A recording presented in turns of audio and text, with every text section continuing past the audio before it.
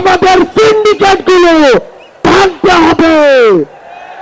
এখনো কেন আমরা শুনবো এক হাত থেকে আরেক হাতে সিন্ডিকেট দিয়েছে? হাইকোর্ট দেখিয়ে 18 সালের পরিপত্র বাতিল হয়। জুন 6 এই শহীদ মিনার থেকেই যৌক্তিক কোটা সংস্কার আন্দোলন শুরু হয়।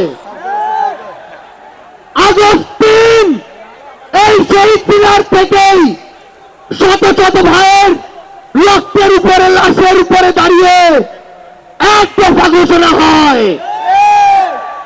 আগস্ট 5 এই আগস্ট 5 বাংলাদেশের ছাত্র জনতার ঐক্যবদ্ধ লড়াইয়ে খুনি হাসিনা দেশ থেকে পালিয়ে যায়। ওই জুন 5 থেকে আগস্ট 5-এর যে লড়াই, সে লড়াই কি শেষ হয়ে গিয়েছে? আমাদের সংগ্রাম কি শেষ? আমাদের সামনে এখনো খুনিরা, খুনিদের দোসররা এখনো উন্মুক্ত ভাবে চলাফেরা করে। তারা আমাদের ভাইদের হত্যা করেছে ওই ছাত্রলীগ, যুবলীগ, আওয়ামী লীগের সন্ত্রাসীরা। তারা এখনো বিভিন্ন দিক থেকে আমাদেরকে দেখে আর মুক্তি আসে। এই খুনিদের বিচার হতে হবে কিনা? আমার যারা হত যোদ্ধা রয়েছে, শহীদ পরিবার রয়েছে, তাদের এই খুনের বিচার হতে হবে কিনা?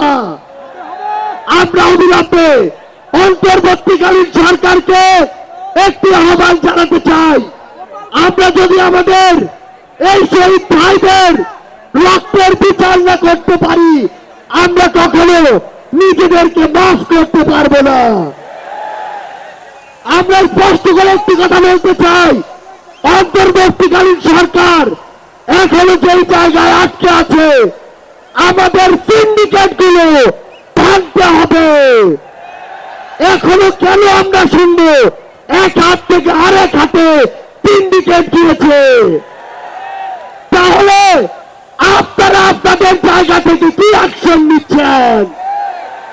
এক হাত থেকে যদি আরেক হাতে সিন্ডিকেট যায়, তাহলে সেই হাত আপনারা ভেঙে দিচ্ছেন না কেন?